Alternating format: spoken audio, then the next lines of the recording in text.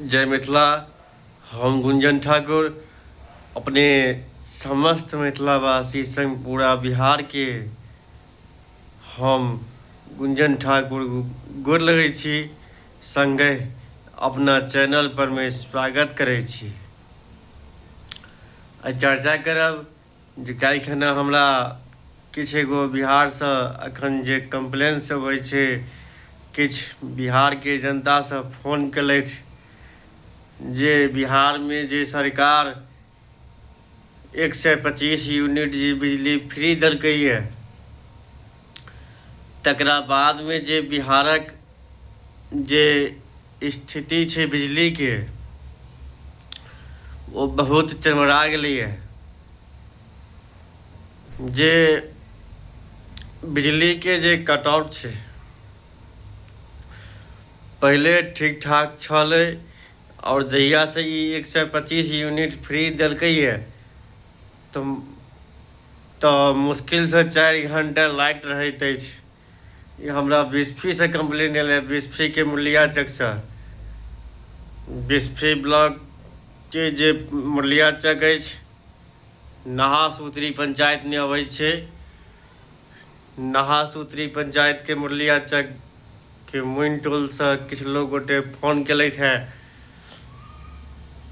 कि जे हमर सबके जे सिमरी पावर हाउस, हुनकर सबके जे सिमरी पावर हाउस छनि, ओहि पावर हाउस के किछु अधिकारी, भ्रष्ट अधिकारी सब जे ओहि गामक जनता के, पब्लिक के बात नहीं सुनि रहलखिन है।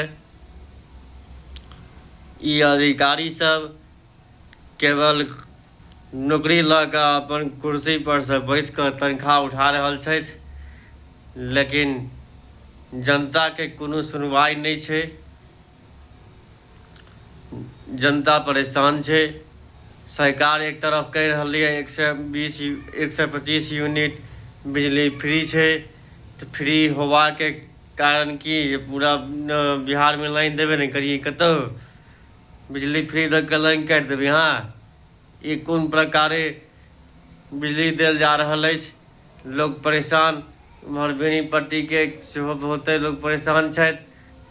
हमरा अपनो गाम नवकढ़ी से किछु गोटे के छलै फोन आयल जे ओतौ से हालत छै जे काल्हि परसों खन राति में जे 2 बजे राति में लाइन कटले से काल्हि बेडिया में 4 बजे लाइट एलैए, साँझ में लाइट एलैए। मतलब एहि प्रकार से बिजली विभाग के काज चलैत अछि। बिहारक बिजली के 125 यूनिट फ्री भेलाक बाद में जनता के सुविधा की छै, फ्री भेला से फायदा की भेलैए जनता के, फ्री होवा नहीं होवा चाहिए। फ्री एक तरफ नीतीश कुमार कहलखिन जे बिजली के रेट हम कम कर देबै, लेकिन फ्री नहीं करबै। लेकिन वह बात फिर नीतीश कुमार आबि कऽ देलखिन बयान, और वो काज शुरू भेलै जे बिजली फ्री। और लेकिन वो फ्री भेलाक बाद में जनता के परेशानी झेलऽ पड़ि रहल अछि। एकरा की कयल जा सकैत अछि? बिस्फी में जे हमर किछु लोग जे फोन केलथि है, ओतऽसँ जे बात छै जे ओहिठुना जे एतऽ के सिमरी के power house, Simri power house के जे जेई साहब छथि, ओकरा बाद SDO साहब छथि, तो वो सब हुनका सबके जे केओ फोन करै छनि तो केओ फोन उठाबऽ लेल तैयार नहीं छथिन, केओ हुनका रिप्लाई देबऽ लेल तैयार नहीं छथिन।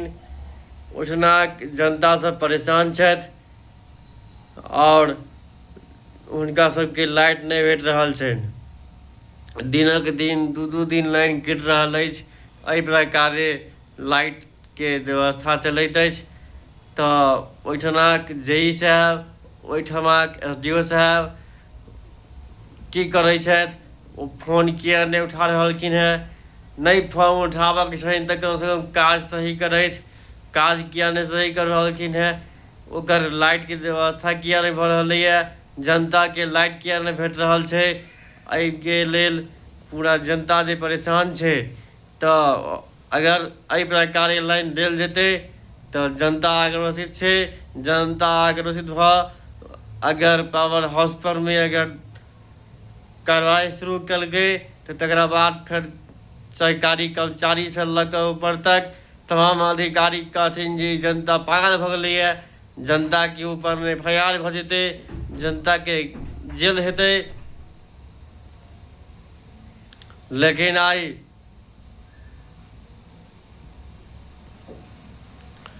जहन सही तरीका से अखन कहल जा रही है तो अधिकारी भ्रष्ट अधिकारी सब सुनि नहीं रही है।